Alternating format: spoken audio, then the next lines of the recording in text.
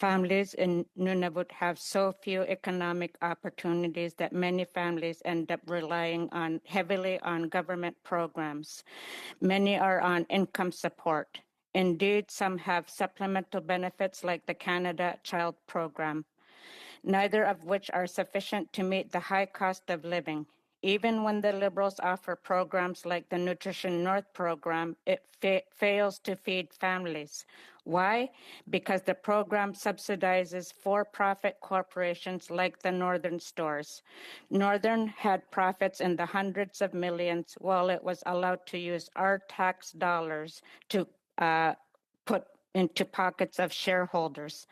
The Liberals did one good thing. They created the Hamlet food voucher program within the Inuit Child First initiative. The funny thing is, once they realized they did a good thing, they immediately canceled the programs, having positive impacts on Inuit families.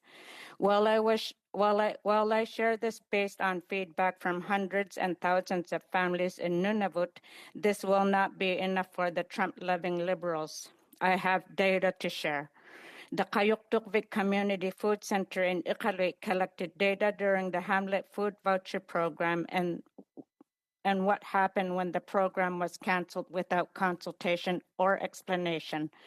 When the ICFI Hamlet Food Voucher Program was running, the number of visits at the Qajuqturvik declined.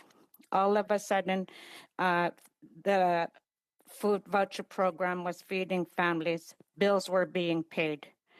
The community of Pangnuktuk had similar data. In May of 2025, the community reported in their evaluation that during the program, families were now able to pay their bills.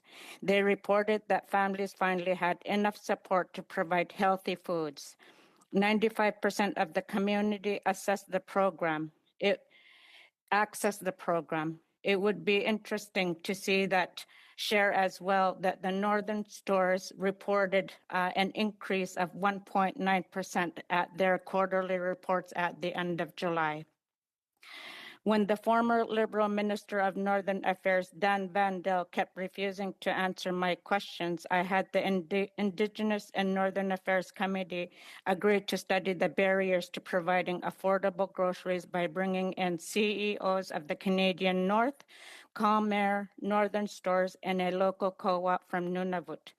We learned through the study that that the CEO of the Northern Stores earned millions in income. We did not learn we learned that 76 of a dollar does not have is only 76 cents of the dollar goes to food subsidies in the Northern stores. The Honourable Parliamentary Secretary to the Minister of Northern and Arctic Affairs.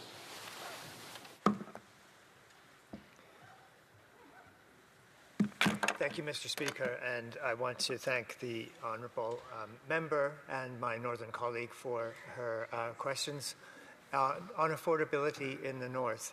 And we do indeed recognise the hardships faced by Inuit and all residents in Nunavut, and indeed across the North, where the cost of food and the cost of basic necessities continue to pose real challenges, particularly for families. In Nunavut alone, 42% of children live in poverty. That's the highest rate in Canada.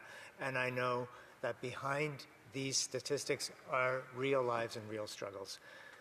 Mr. Speaker, just this last weekend, I had the good fortune to travel to Oak Crow, mainly on the theme of the devastating loss of Chinook and Chum salmon in the Porcupine River, part of the Yukon River system, and in addition to the effect that has on the community's food supply, it also means significant losses over the decades to the culture and the very identity and heritage of the Gwich'in people.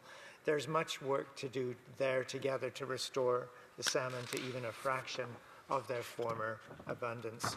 And while there, we also visited the local co-op store and had a chance to see some of the high food prices, even with the Northern food subsidy that's applied to a variety of foods there. Everything in Oak Crow has to be flown in. So this is one more example where addressing food insecurity takes concerted effort and collaboration between Indigenous partners, all governments, self-governing First Nations, and the Government of Canada. Our government is addressing food insecurity in the North through Nutrition North Canada, which includes retail subsidies, the Harvesters Support Grant, the Community Food Programs Fund, as well as the Inuit Child First initiative that my colleague referred to. And each has a distinct role in supporting food security and family well-being in Inuit communities. Nutrition North Canada's subsidy helps to lower the price of food and essential items. In last year, the program's retail subsidy was just under $145 million, and it increases by roughly 5%. Parliamentary Secretary, as the Parliament's notes are being put away, just to avoid the microphone, which is right there for our interpreters, I'll let the Parliamentary Secretary resume and continue.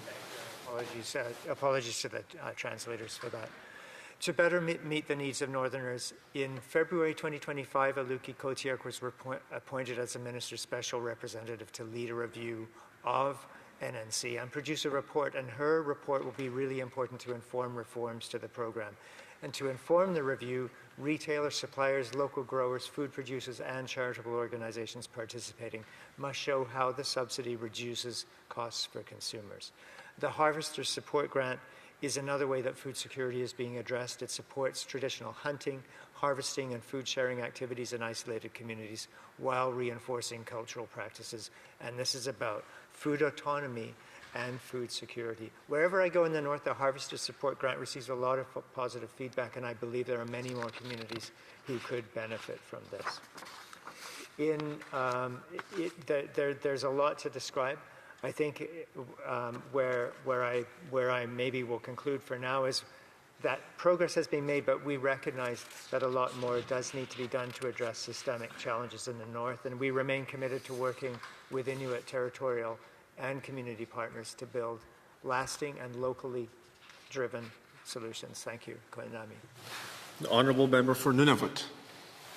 Uqaqtittiji Michael Jenke from Cambridge Bay recently compared prices of oranges and sugar. He found that oranges are more expensive than sugar and explained that that is why Nunavut choose to buy groceries that are junk food as opposed to healthy foods because it's cheaper. Uqaqtittiji, the Liberals love to brag about its place among the G7 countries. They love to brag about its credit rating. Indeed, Canada is a rich country, for the most part anyway. Inuit are left out of economic opportunities, resulting in heavy reliance on federal programs.